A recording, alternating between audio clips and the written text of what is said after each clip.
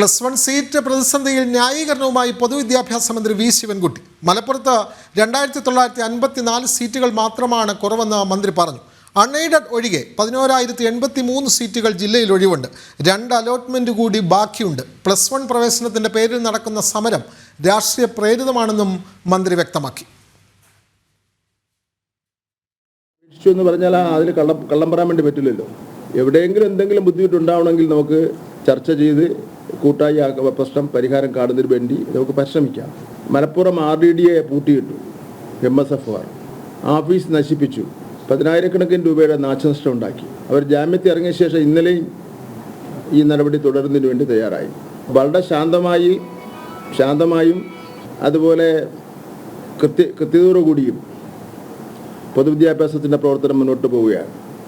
ഏതാണ്ട് എല്ലാ സ്ഥലത്തും ഗവൺമെൻറ് വിദ്യാലയങ്ങളുണ്ട്, എയ്ഡഡ് വിദ്യാലയങ്ങളുണ്ട്, അൺഎയ്ഡഡ് വിദ്യാലയങ്ങളുണ്ട്. പിന്നെ ഒരു പ്രശ്നം, ഏറ്റവും കൂടുതൽ റിസൾട്ട് കുട്ടികൾ വിജയിക്കുന്നത് മലപ്പുറം ജില്ലയിലാണ്.